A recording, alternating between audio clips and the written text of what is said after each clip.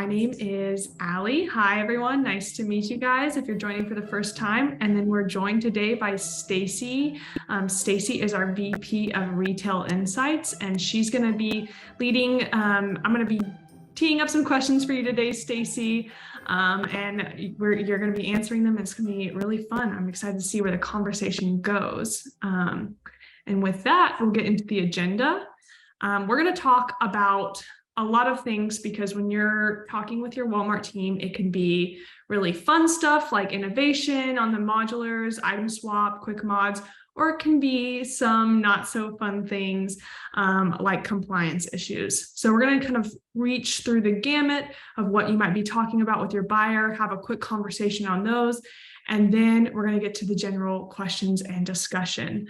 So whatever you guys are interested in talking about, go ahead and put those in the Q&A section. That's the 2 speech bubbles, and we'll get to your questions when we come to the end of the content today. A couple housekeeping things that we have in every webinar is, like I mentioned, go ahead and put your questions in the Q&A section. That's where I'm going to be able to see them easiest and get them teed up for Stacy, as well as if you have any comments or just want to add to the conversation, use the chat module in your panel down there. That's the 1 speech bubble. That's best for just adding to the conversation. And then lastly, will you get a copy of the slide deck? Yes, every webinar we send a copy of the slide deck, and we have a recording that will be in your inbox in a couple of days. And we also post these on YouTube as well, if you want to find those there. And with that, we've introduced ourselves, but we need to introduce who we are as a collective. We are SupplyPike, and we create cloud-based tools that help CPGs reduce revenue loss. We do this a couple different ways. We have products that help with disputing OTIF fines at Walmart, and we have a product called Deductions Navigator that helps dispute and dive into the data of your deductions in several different retailers such as Walmart, Amazon, Target, and Kroger, and we're constantly expanding into other retailers. But today you're sitting on a Supplier Wiki webinar, which is our educational platform, and we create free content like today's webinar. So if you're interested in our products, we'd love to talk to you after, and we can do that during the question portion. And with that, let's dive into the content today. We're going to be talking about talking with your Walmart team. And to frame up today's conversation, we're going to start with this lovely graphic that we have at the top of the hour. And this is kind of just an exercise or framework on building some empathy with our buyers. I know we're coming to the end of the year and we have so many questions for our Walmart merchandising teams. But Stacy, something that we have heard from lots of buyers or former buyers from Walmart is the amount of communication they get on a daily basis. I think I've heard somewhere from like 500 to 600 emails a day. Yeah. No, I completely agree with you, Allie. I mean, so those of you guys who have been on our webinars or have worked with me before, you guys know I come from the supplier world. So I 100% empathize with you guys on trying to get your buyers' attention. It seems the only time we ever get emails or calls from them is when we're in trouble. But kind of to Allie's point, I think it's really important to also understand, as Ali said, just the volume of communication that they are getting all the time. I thought that this graphic was really interesting. This is actually pulled directly from the Retail Link Academy that's available, and you guys can access this as well on the Supplier Academy. But just understanding kind of what sort of decisions are made and where they fall, I think will really help to make sure that you're asking the right questions to the right people in the Walmart org chart. Now, obviously, at the end of the day, I think we all know that for buyers, kind of the buck stops with them, right? So they make that final decision on what is in the mod, what is out of the mod, and any sort of like larger strategic discussions. But you guys can kind of see here across the screen. They have things like demand planners and SSMs, and product development teams and pricing and analytics teams and planners. And they have kind of their own little silos that they are responsible for. So a lot of times I think it's important, as I kind of mentioned earlier, to know where your question should go, because I think number one, you're going to stress your buyers out a little bit less, which I know is ironic to say because heaven knows they stress us out. But it's also going to help make sure that you get answers, I think, more quickly and more efficiently. So for example, if you are asking your buyer a very nuanced forecast question, at the end of the day, they're probably not going to know the answer, and they're probably going to they're going to have to talk to their demand planners, which of course is then a game of telephone, before they can then get that answer and filter it back to you. So really understanding who to go to and when, I think, will hopefully make make communication with the Walmart team a little bit more efficient. I have a lot of friends that are buyers. I'm sure, many of us do, and especially in Northwest Arkansas, where, I'll text them a question because we'll get a question from a supplier and I'll be like, hey, do you know anything about this? And they'll straight up be like, I have no idea what that is. I've never heard of it. So again, not to say that it's impossible to get answers back from your buyers, because obviously, again, they are super important in your relationship with Walmart, but knowing the right teams to go to with your questions, I think will bring you a lot less stress, and have them be able to answer the more pertinent questions, I think, more quickly. Would you say that that's true, Allie, in your experience? 100%. And yes, like you said, we found this off of Retail Link, and what's helpful for me in this is just to see where all the different contexts that both suppliers and buyers have to jump into, depending on what they're talking about, the context of the situation. So it just shows that both the buyer and the supplier have very difficult, nuanced jobs that change depending on your category, the season. If one of those positions changes, we know buyers change pretty regularly. It just changes the whole dynamic. So this is really just to pause and empathize with everyone on the call and with our buyers coming to the holiday season. So just kind of giving everyone a break there. But yeah, just landing here and knowing that there's lots that we could cover today. And yeah, this is kind of a map for that. But just kind of piggyback off of your point, Stacy, of talking about all the things that we could cover today. We also pulled this resource from Retail Link as well on Supplier Academy. And this is just Walmart's blanket advice for emailing buyers. So to summarize, it's essentially just being clear and concise, looking back at what the framework earlier, with all the different lines that buyers have to touch every day. So creating communication where it's providing context, being pretty clear to the point, and that last point there of having a point of view. So offering guidance, coming into the conversation with a recommendation rather than expecting your buyer to be someone who fixes problems. No, I totally agree, Ellie. And we've had some really great conversations with, current Walmart buyers, previous Walmart buyers, which you guys should be able to access on demand, either on Supplier Wiki or on our YouTube channel. But I think, one of the key takeaways that I've gotten from talking with these former buyers is hey, if you can get it to me in a bullet point form, with a very clear ask, like, what do you want me to do with this? And then some sort of supporting information, like you mentioned, Allie. So being able to say, hey, in 2 bullet points, this is what's going on. 3rd bullet point, this is what I'm asking you to do, buyer. And kind of 4th bullet point is, and this is why I'm asking you to do this, with a little bit of, this, we've evaluated other solutions or anything like that.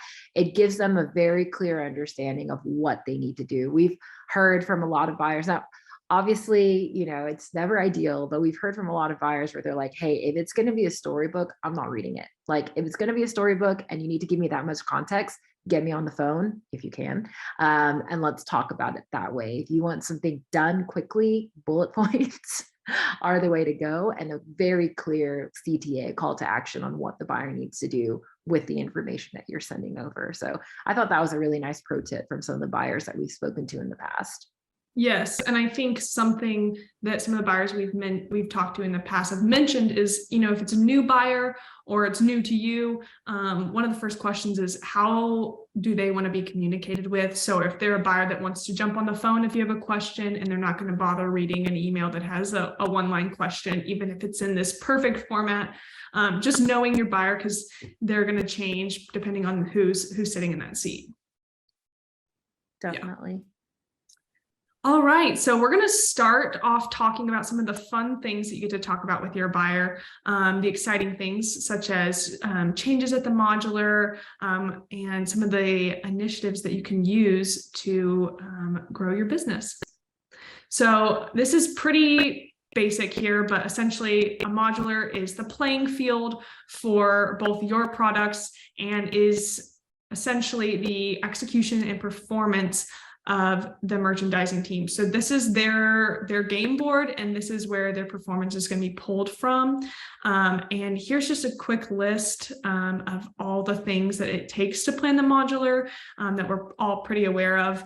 But this is maybe from a supplier's point, your assortment or your line, and depending on the category you're in, this could be 60 different SKUs.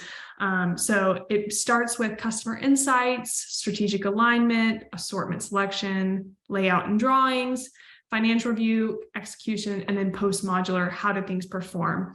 And typically this post-modular is going to inform what it looks like at line review. So line review happens, I believe, 2 times a year. And that's just essentially where you're going to go as a supplier and pitch what you think the modular assortment for your products and assortment would look like. And now we have a couple of different levers that we can pull as suppliers and buyers can execute, which is called item swap, or now it's known as quick mods. So some of the swap opportunities that you have as a supplier is to make changes at the modular level, and it is now something that buyers can use to kind of edit the modular instead of scrapping that and waiting till line reviews, which is pretty exciting. And we've gotten to talk to the team that has executed this at Walmart, and there are lots of changes that can be made. So item swap is kind of that first iteration, but the newest iteration is quick mods. So that's essentially, there's 4 different steps, whereas item swap, you could do a 1-for-1 switch. Now quick mods allows you to do 4 different types of switches. So here's the slide from Walmart on quick mods. And this is a perfect thing to share with your buyer team or your Walmart team if they're unfamiliar with the term quick mods. So item swap had been executed pretty much across the box, and it was a 1-for-1 swap. So you can kind of see in this picture, whereas with quick mods, you can do a bunch of different things. So you can do a reduce and add. So you can take some of these products and add maybe a new assortment. You can do a reduce and swap. So maybe this product takes up more space. So you're actually taking that out and swapping it out for something that fits in that section. You can do an add and move. So you can move it to a different part of the section when you're doing a 1-for-1 swap. And then the delete and expand, you can actually expand the one SKU versus another. And Stacy, I did want to kind of land here and talk about how you would bring this conversation up with your buyer team. Yeah, no, that's a great question, Allie. I think we've talked about this a little bit in past events, but item swap and quick mods being fully transparent. I mean, I think they're really exciting. I think they're also simultaneously a little terrifying because, kind of as Allie mentioned, to those of you guys who maybe are newer to the concept or haven't seen this before, essentially, as Allie said, basically Walmart can now swap items and even like small parts of modulars out without waiting for the line review. So, we work with a lot of like apparel and grocery suppliers that have line reviews often. And so I think they're a lot more used to this kind of cadence where it's like, oh, I'm switching a mod out every month anyway, because of holiday SKUs or whatever it is. But I feel like a lot of the gen merch suppliers, so if you're like in home goods or electronics and you're used to kind of setting and forgetting, usually for the year, you may have a minor mod update, halfway through the 52-week mod to switch out to new colors or whatever it is. You really have to start thinking about your modulars differently. Your business is not protected for that kind of 52-week or even 26-week period anymore. So, as Ali mentioned, we've done conversations with like Josh Tubbs, whose team actually kind of invented and also rolled out item swap and quick mods. And they're saying that they can make quick mods, like they can execute quick mods start to finish in a matter of weeks. And so what that looks like is either a supplier can go to a buyer and say, hey, I have this item that is suddenly trending on TikTok or whatever it is. Let's swap out, scent A for scent B instead, because now scent B is trending, and they can do that very quickly. But what that also means is if your item is not performing the way Walmart expects it to perform, they can swap you out. And they can swap you out either with your own item, if you have a catalog that's kind of wide enough or broad enough to do that. They can also swap you out with competitive items. So on one hand, again, very exciting because now you can go after your competitor's space. Like that's actually a thing that you can do. But also you need to be on your toes because your items or your spots can be swapped with a competitor's item as well. So as far as approaching the buyer for this kind of conversation, I think it's really important to kind of make sure, number one, that you're really understanding your numbers. We say this a lot, and I'm sure a lot of, especially a lot of the bigger suppliers or the ones that have been doing it for a while are very familiar with things like DSS. So you know how to pull your sales numbers, you understand what your item velocity looks like. But if you're not doing that right now, you should be doing that, and you should be doing that always. I would say at minimum on a weekly cadence, because again, at any point in time, if things are not trending the way they should be trending, your buyer can just reach out and say, hey, this is not doing what we expect it to do. We're going to swap it out for a different item. So really understanding your numbers, I think, is important. Also understanding your performance outside of Walmart, I think, can give you some opportunities for item swap. So one of the examples that Josh and his team gave were if you see an item that's performing really, really well at another retailer, let's say, one that starts with T, you can kind of say, hey, we see this doing really, really well at this retailer, and we want to try and introduce the similar item at Walmart. So you can do that as well. So I would say, I think the key takeaway for item swap and quick mods is making sure that you just really understand your assortment, really understand what's trending in and out of Walmart, so that you can make these recommendations to the buying teams. Yes, 100% agree, Stacy. And this kind of goes back to what we're talking about, having a recommendation and bringing data, especially like you said, either data from Walmart sources or retailer competitor data, something that can show that a SKU is competing really well in another retailer. That will not be mentioned.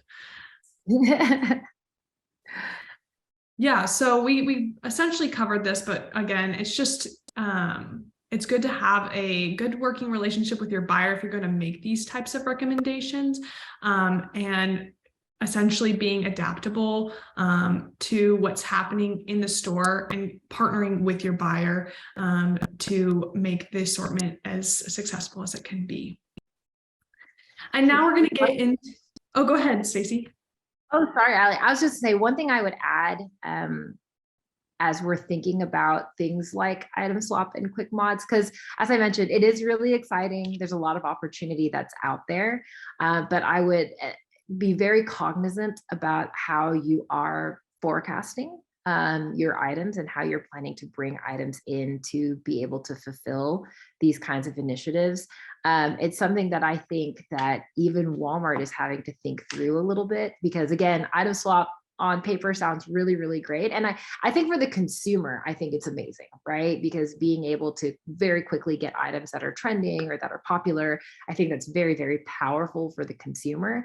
But something that Walmart and suppliers really have to make sure that they're thinking through is what do you do with the inventory if you do swap something out? What does that look like? Is it rollbacks?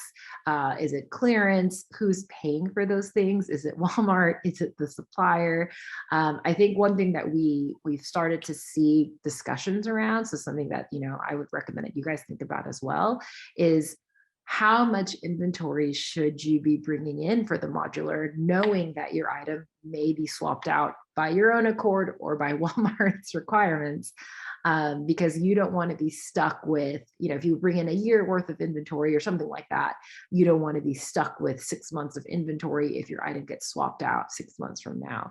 So I do think it's a tall ask from Walmart, because obviously if we say, supply chain issues one more time, I think everyone is going to scream at me. But we all know the challenges of the global supply chain.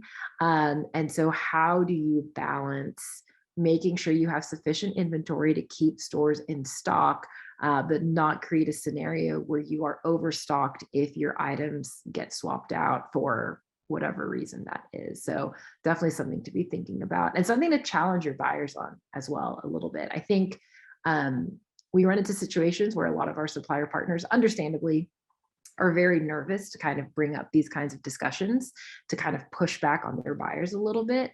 But again, as we talked about, really knowing your numbers, if you are being approached with an item swap, or you would like to approach Walmart with an item swap, make sure you understand what your inventory looks like, not only in your own warehouses, but also in Walmart.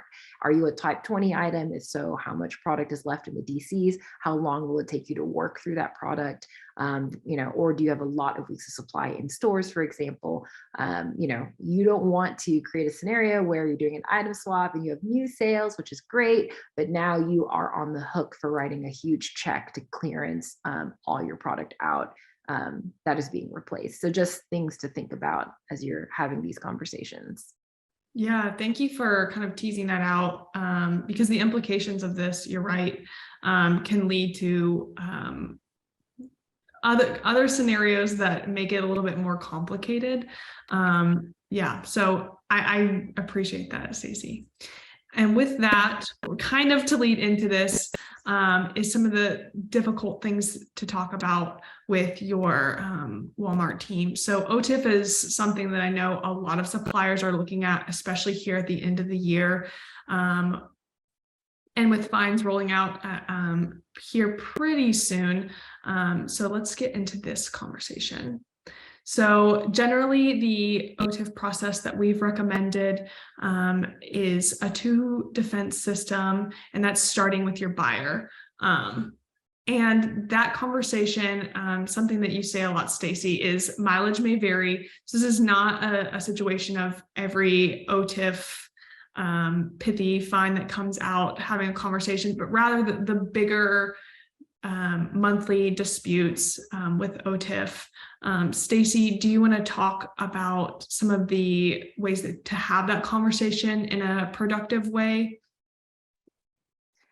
Yeah, definitely, Allie. So you kind of bring up this like a perfectly timed webinar. So I had the opportunity to attend a talk this morning by Julie Barber. She is the EVP for Gen Merch at Walmart. And she was really kind of starting to share what her 2023 strategic initiatives are for suppliers that are doing business with Walmart, for us, at least on the Gen Merch side. I'm sure it's very similar for food and consumables. But basically, her constant message throughout her talk this morning was the importance of proactive, honest, and transparent communication. And I think you have probably heard, if you've been to a Supply Pack webinar before, we preach this all the time, but the importance of being proactive for having these kinds of discussions with your buyer, especially if you're trying to get them to reverse things like OTIF fines. We've had conversations with former buyers and current buyers where they basically say, if the first time I am hearing about an OTIF issue is you asking me to reverse your fine, we're going to have a not super productive discussion, because why am I hearing about this for the very first time? So I would say really important, if you know that you're going to have any on time or in full issues, for whatever reason it is. Again, we all know what the state of global supply chain is today. But if you are going to have issues, number one, make sure your buyer is aware throughout the month. Like, hey, we are going to have a delay from the factory, or hey, there was a delay because of container issues, or whatever it is. Make sure that they're aware kind of throughout the month. And then, as we've talked about earlier, also telling them kind of what you're doing about it. So, hey, we're having a delay come out of the factory because XYZ reason, and this is what we're doing about it. Either we're air freighting stuff in, or, whatever that solution is, so that they know that once you get to kind of the end of the month and you're ready to say, hey, buyer, we've been having these discussions for the last 3 or 4 weeks. Here are those POs that we've been talking about. Can we go ahead and waive them as we've discussed? I think it's going to help, again, have a much more productive discussion, rather than having to, tell the story from the beginning. Number one, you're just going to leave a bad taste in your buyer's mouth. And then number two, something to think about, and I think we've got a slide on this in a little bit. There's really only about a 2-week kind of window for you to actually go work with your buyer to get those OTIF fines waived. So it's really important, I think, that you get as much information, like kind of front load the information, so that once that 2-week window opens up, it's a very simple process for the buyer to go, okay, we've already talked about this. I know what you're talking about. Let's go ahead and waive that and be done with it. Rather than having to take those 2 weeks to go back and forth and be one of the 500 emails that your buyer gets a day, while also trying to get this fine waived. 100%. I really love what you said there, Stacy, about the front end proactive communication.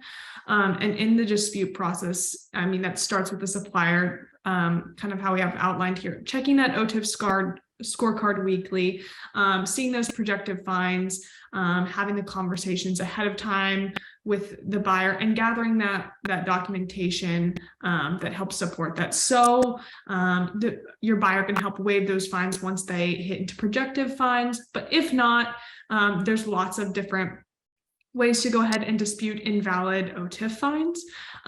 So if you are able to have that conversation with your buyer, Stacy outlined that beautifully. If not, you can dispute those in HighRadius, which is a third-party platform for disputing OTIF and SQEP fines with Walmart. And we've got lots of webinars and articles about that, so go check those out if you're interested. But essentially, you can also talk to your buyer again in this process by filling out the OTIF buyer payback template. So partnering with your buyer at the front end works super well, if depending on the OTIF fines and having that proactive conversation. But if not, the process is actually tied in the buyer at the end as well with the OTIF buyer payback template, even if your disputes are rejected in HighRadius. Whoa, we skipped through a couple things. So we kind of went through this, and here's a quick chart of all the weeks and how you can look out for those corresponding dates for OTIF charges. And quick plug, we just released our fiscal year 2024 Walmart calendar. You can go find that on the resources page, and these will be marked, and you can keep up with your OTIF and SQEP charges. And then Oh, sorry, Allie. One thing to add really quickly, we've already had a few people reach out to us and ask if the fiscal year 2024 OTIF charges schedule has been released yet. It has not yet. In our experience, Walmart usually waits till we're really close to the year flipping over before they release this calendar. So we will probably see it sometime in, I think, January of next year. If you guys are newer to Walmart and don't know, Walmart's fiscal year starts in February, which is kind of interesting. So they run February through January. So I will, obviously once we see this come through, we'll definitely let you guys know. But we have not seen the fiscal year 2024 calendar come out just yet. So stay tuned for that. We'll definitely share that once it's available. 100%. Thanks for that call out, Stacy. And yes, it has not launched. We've been keeping our eyes on it to see if the 2024 calendars and OTIF charge dates have been released, and they have not. So great call out. And then if you're going to be disputing with your buyer, the format to go ahead and start that process for invalid claims is having the PO numbers that you're disputing, any supporting documentation, and detailed dispute reasoning, and then the amount being requested on those waived fines. One thing that we tell all of our suppliers that we work with is go ahead and request that full amount. It's best to just go ahead and do that for accounting purposes, as well as you want to try and get as much money back as possible. So if you're disputing an amount for a PO, do that full amount instead of just a portion of it. And then, as I mentioned earlier, if you have buyer approval and you actually missed your high radius claim was denied, you can fill out this buyer payback request after that, and you can actually get your dispute status reversed to approved. So that's a new step in the process that we've been made aware of. And maybe if you guys have used this, go ahead and put that in the comments. I'd love to hear how that has worked for you guys. All right, we're going to fly through this so we can get to some of the questions that are coming in. But talking about SCWEP disputes is another issue that we've seen a lot of suppliers have questions about. And it's pretty similar to the OTIF dispute process because it's also on high radius. And for a successful dispute on high radius, when it comes to SCWEP fines, is having your 6-digit supplier number, the host PO numbers being disputed, items that were charged, the type of lane that you're using. So if you're going to be collect ready or prepaid on time is super important, as well as in full, and then the charge amount listed in the column. Other things would be your MABD, and then if you're disputing collect ready charges, those cases being included, and then late routing cases, supplier ship point case columns as well. There also the delivery window, if that is needed for time related charges, and any PO change or cancel reason listed on the scorecard. All right, and then this is a slide we've pulled from one of our conversations with Ken, who's on the call. Ken actually did a great presentation in person about SCWEP, and you can find that on our on demand or on our YouTube page. And this is just a really quick call out to fix it. These screenshots like this can be helpful if you're disputing with your buyer about a SCWEP fine, but essentially if you're looking at fix it for SCWEP phase type 2 and type 3 charges, zooming in and then realizing, hey, these are actually not my cases, is great documentation for talking with your buyer. And then you can also leave comments for the home office team here. So with that, thanks for the thumbs up, Ken. We really appreciate that. And the slides that you put together for that. With that, let's go ahead and get into the live Q&A. Stacy, I've got some great questions for you. And we'll kind of start with the topics we've been talking about in terms of invalid fines. So have you heard from other suppliers who have seen a stall in paybacks for invalid deductions? That is a very good question. So I would say anecdotally, we are hearing that a little bit more from folks where they're saying Walmart has approved the deduction, dispute, and they're saying, yes, you should be paid back. And we have not yet been paid back. I would say so on average, and we've got a really cool webinar where we've benchmarked some deduction information on how, what success rates look like and average time to dispute and get paid back and things like that. On average, let's just say as of the last or earlier this year, it was about 7 days to get paid back once something has been approved. Now, to get approved is a whole other scenario. As you guys know, it can be anywhere from like an auto approved dispute for, when it falls under a certain dollar threshold to, 4, 5, 6 months sometimes. But to actually get paid back is usually a pretty quick process. Like I mentioned, about 7 days. Anecdotally, again, we have seen it start to take a little bit longer, which has been kind of interesting, especially because it's already been approved. And from what I understand, it's a very like automated process. But I will say, we try to do an annual benchmark report every year. So, and we do it usually in January. So once the year closes in December, we take a look back at all of our the data that we have available to do like a yearly and annual benchmark. So we'll be able to provide new information probably sometime next month. But yeah, I would say kind of industry standard that we've seen at Walmart is about 7 days on average. But yes, been hearing a little bit more from our teams that it's taking a little bit longer to get paid back. And I'm curious too, again, if you guys have any feedback and have experienced this as well, feel free to drop that in the chat. We can all learn from each other, as we always talk about.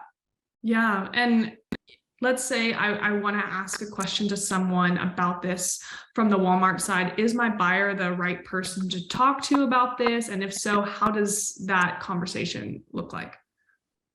That is a very good question. And actually, your buyer is probably not going to be the best contact to reach out to when it comes to anything to do with kind of the deduction side of things. Again, as we've mentioned earlier, your mileage may vary. We have worked with some buyers that have been doing this for a really long time, and they do know a bit about the deduction side or the finance side. But I would say for most buyers, that kind of falls out of their purview. They're more about the strategic merchandising side of things.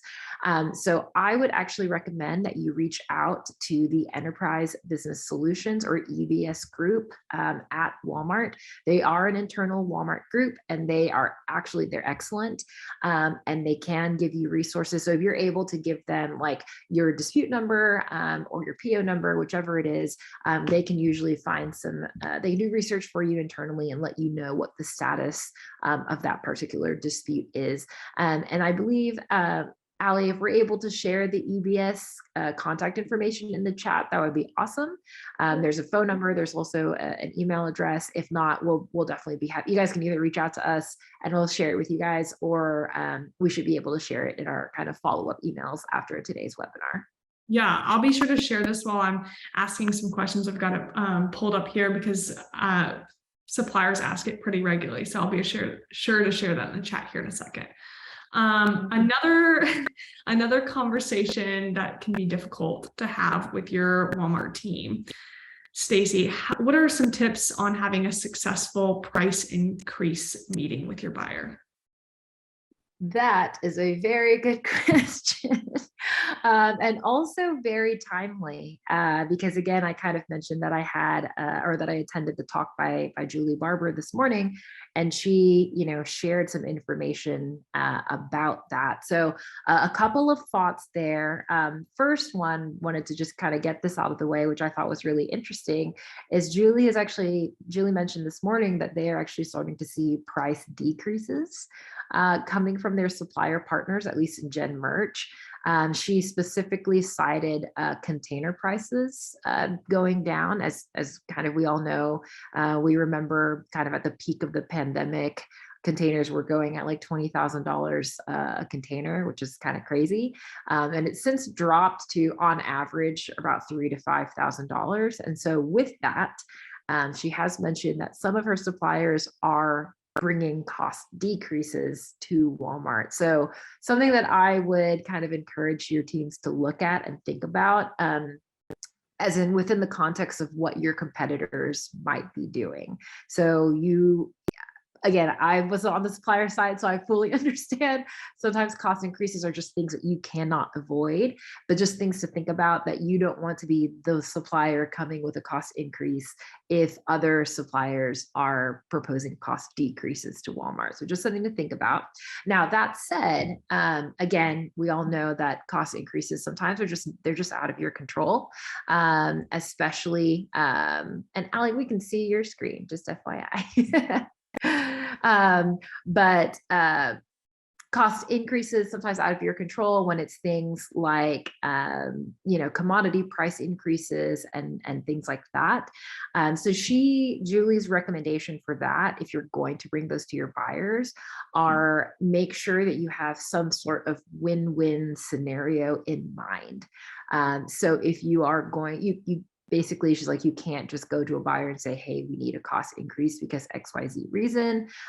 Try and figure out a more creative solution to go to your buyers with. So for example, making numbers up, obviously, but if you have to go to your buyer with a 10% cost increase ask, is it possible to maybe instead go with a 5% cost increase ask and maybe do a trade-off in some other way by asking your buyer for additional placement, by asking for features to help offset some of that cost, and things like that. So basically, her kind of Julie's big recommendation, and honestly, I would echo it as well, to have that more positive conversation with your buyer for cost increases, are really try and figure out a creative way, where Walmart, has to take a little bit of a hit maybe, but you are able to say, hey, it's a cost increase, but I'm going to help you to increase your sales by doing XYZ. So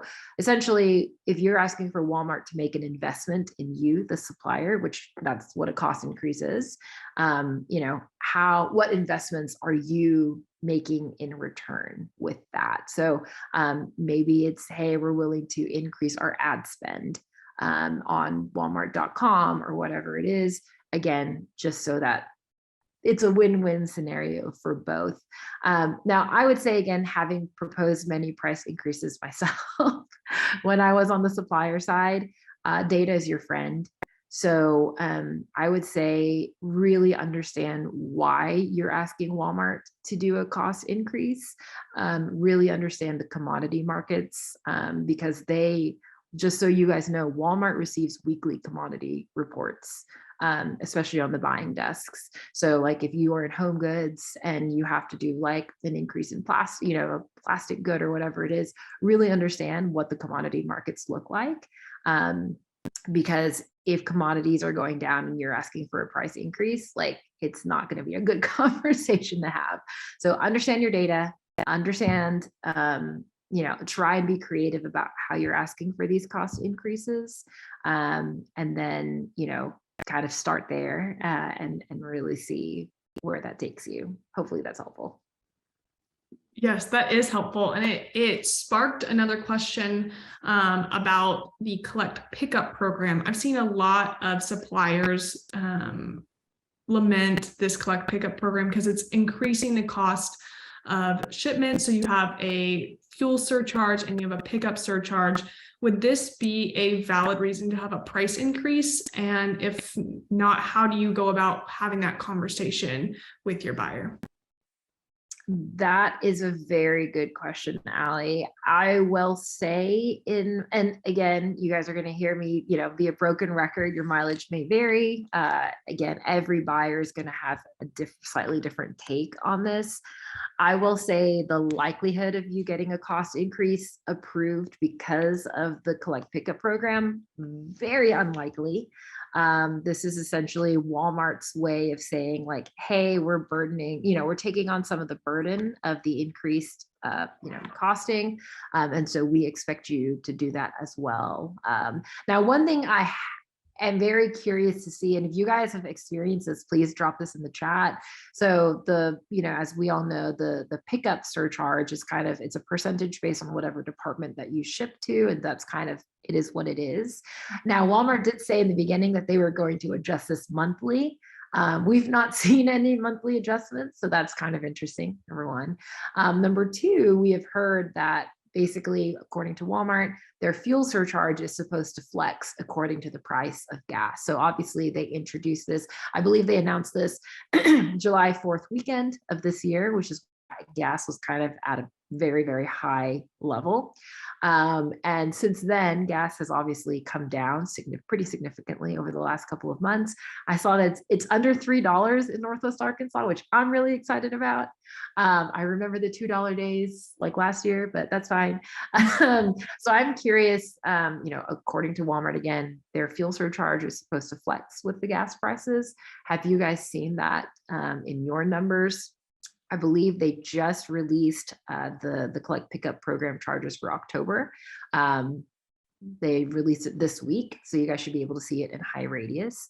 But curious to see if you guys have seen that as well.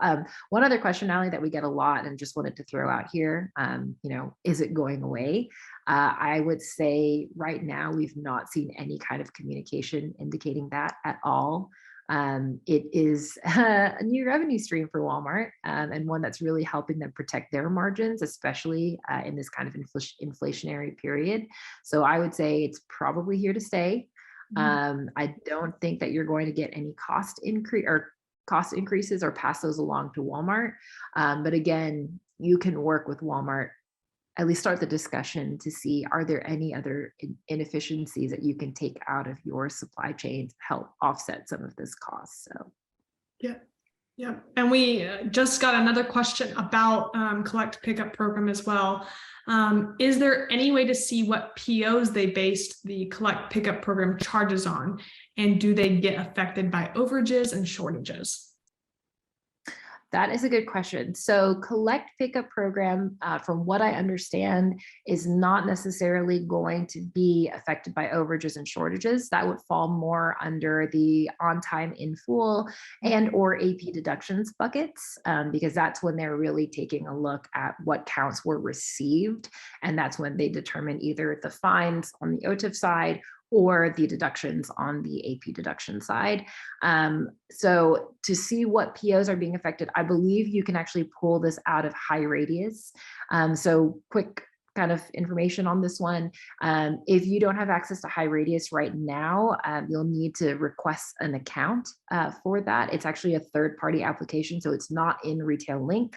It's a completely separate website, and we can provide information on that if you guys are curious. But you should be able to kind of log into high radius. It'll show you all of your OTIF and SQEP charges will also be in high radius. And so collect pickup program will also fall in high radius as well. You should be able to see the high radius or the collect pickup program charge, and you should be able to download that and kind of see what information or what they're basing their charges off of. Yeah, and Jacob also added to kind of this conversation that he's asked for it in high radius, and they currently don't offer backup on CPP charges. So I've also heard this as well, Stacy. I've heard suppliers only getting essentially the total number of what their charge is and not an itemized receipt. So I'm not sure how to ask for that itemized receipt, because I don't know if it's even given to any suppliers. If any suppliers have received some kind of itemized sheet for their collect pickup program charges, please let us know, and we'll try to communicate that out if we hear of other people using that, because I think that is one of the biggest complaints of this program, is that it doesn't allow suppliers to see what is being charged. That feels so not great. But thank you for that, Allie. And Jacob, that's really helpful context. And I guess it's not great for suppliers, but it's good to know what's available and what's, I guess, in this case, not available. We can definitely kind of tap into our buyer network to see, our Walmart network, to see if we can figure that out. And as Allie said, if we learn where you can access this information, you guys will definitely always be the first to know, or we'll be sure to share that information. I do know that it's supposed to be POs that fall within the MABD of the previous like Walmart month. And again, if you guys are newer to the space, just keep in mind that Walmart uses a separate calendar altogether. So like their month of October is not October 1st through the 31st. It will follow a totally different dating system following Walmart's calendar.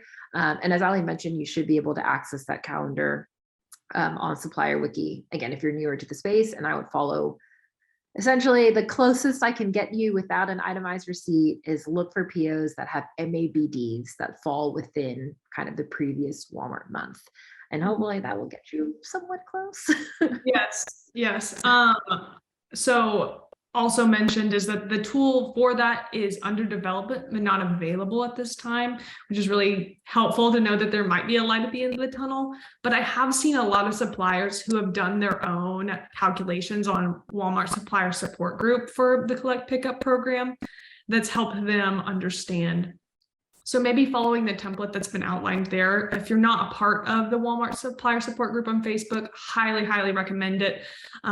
It's a really great place to see what other suppliers are doing, so you're not just in this vacuum by yourself. But also mentioned there, if you're not seeing charges this month or you've received a credit, that's kind of a part of the conversations that's going on today. I believe that this program has seen a couple of difficulties in the way it's calculated. So again, I would highly recommend just testing it yourself, seeing what other suppliers are doing to see if you're being charged correctly, or if even the credit amount you receive back, because a lot of suppliers did, is correct as well. So we will keep you guys updated on Collect Pickup program. We have some articles and webinars covering what is available and what we've learned from other suppliers. So be sure to check that out on Supplier Wiki. But I know that's still a huge pain point for collect suppliers at Walmart. Yeah, and one thing I wanted to add, Ali, which is not super helpful in the short term, but something to evaluate and think about in the long term, is if these collect pickup charges are just kind of getting out of hand, because we know for some departments it can be the like pickup charge can be really, really high. And we have an article on Supplier Wiki on the different departmental percentages. So if you guys are curious to see that, you know, it is as low as like 0.1% and can be as high as like, I think, was it 14% or something insane like that.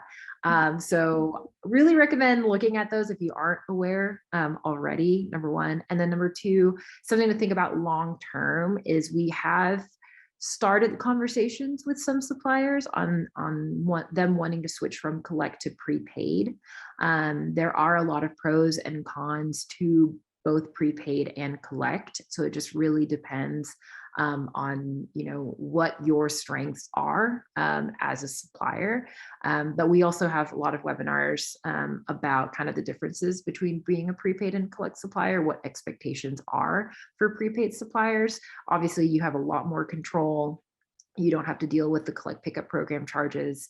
But of course, you know, that also means you become liable for, you know, it opens a whole new kind of book of potential fines that you could be liable for if you switch from collect to prepaid. So I would say, you know, neither is the better one. I think it really just depends on what's better for your business in particular. So if you guys have questions about that as well, we'd be happy to kind of either check out the webinars or always have a conversation with us, and we'd be happy to kind of walk you through that. Yes, 100%. And then we have time for two more questions. So I'll go ahead and answer this first one. Where do we receive the OTIF buyer payback template form? So if you are filling out disputes on HighRadius, you will actually get an email from HighRadius rejecting your disputes, but allowing you to use this buyer payback template. And if you are not seeing that, please let us know, and we can also share this template with you and how to get access to it on a more detailed level. But then for our very last question before we say goodbye today, is I'm not sure if this is the correct place to ask, but our payment terms are 30 days and we're getting paid at 60 days plus. How do we fix this issue? That is a very good question, and one that suppliers have been dealing with for a very long time, because I That's something I had to deal with when I was in the supplier world as well. So I would say this, I think your best course of action is still going to be reaching out to EBS, that Enterprise Business Solutions team at Walmart. They will be able to take a look at your invoices and seeing when you're being paid. They can even support on things like unpaid invoices. So if you aren't being paid for some reason, they will be able to kind of help you process those a little bit more quickly. So I think Allie dropped the email and the phone number in the chat. I would do that and reach out to them. They should be able to provide guidance on that. One thing that I will add about being paid late is really pay attention to if you guys are offering cash discounts as part of your payment terms, make sure that you are keeping an eye on that, because it's not uncommon for Walmart to take, let's say you're doing like, 1%, 30, net 60 or something like that. It's not uncommon for Walmart to take the 1% discount, not pay you in 30 days, pay you at that 60-day point or whatever it is. And they'll be like, thanks for the 1%. So you want to make sure that if they're taking that cash discount and not paying you within that time period, that is something that you can fight them on and get that money back. So really be paying attention if you are giving cash discounts, and if they are taking it and not paying you within that window, that is your money to go after and get back. So just make sure you're watching that as well. And if you're not aware if you're doing past cash discounts, Stacy, can that be found in your supplier agreement? Yes, that can be found in your supplier agreement. It has lived in multiple places in Retail Link. It used to be in OSA, then they moved it to GSM, and now you can actually access it. So if you log into Retail Link, you go into the top right corner. I know directions, it's fine. And then you'll see kind of a little like user profile icon. If you click that, you should be able to access my agreements. You'll want to look at whichever agreement that you have with Walmart, and you should be able to view it as a PDF. And usually you'll see cash discounts on like second to last or last page, where you'll say like, what are your warehouse allowances? What are your new store allowances? And then kind of what you are agreeing to. So again, keep an eye on that. And if they're taking the cash discount and not paying you within, what you've agreed upon, that's something you could go after. Now, obviously, if they're paying you later and not taking the discount, you should still have the discussion with EBS, but there's not really anything to dispute per se. It's only, again, if they're taking that discount but not paying you within the agreed upon time frame, then you can challenge that with Walmart. Perfect. Thank you, Stacy, for answering all those questions. If we didn't get to your questions, we're going to pop up our emails here at the end that you can email us anytime. It's our real emails. We'll respond. And if we don't know the answer, we've got a whole team of experts behind us who work on anything from deductions to post audits to, if it's at Walmart, we probably have someone who can answer it. So with that, I'm just going to give a quick plug to some of our Supplier Wiki resources.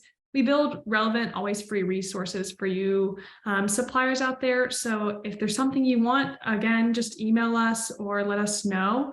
But perfect for our next slide to segue, we're actually doing a focus group here in person in Northwest Arkansas, or you can join online. If you want to drive the direction of content or want our teams to research different topics in 2023, please join us. You can sign up on the events portion on the Supplier Wiki website. We love to hear from you guys. And if you do come, there are gifts involved. So be sure to look out for that. It'll be a lot of fun. And with that, you guys have not come to a Supplier Wiki event, by the way, you need to come, because the Supplier Wiki team, like, I'm slightly biased, but the swag that they give out is like chef's kiss. Like, it's really, really nice stuff. So even if you don't want to talk to us, no, you still have to talk to us, but come and get the swag, because it's nice swag. Thank you, Stacy. We're really excited to talk to you guys, and yes, there will be swag and gift cards involved. So please sign up. We'd love to talk to you. And with that, thank you all for coming. If you want to get in contact with us, our emails are below. Again, my name's Allie. Thank you, Stacy, for answering all those questions. And if you want to talk to us, reach out to our emails or find us at supplypipe.com. Thank you guys all for joining today. Have a great rest of your week.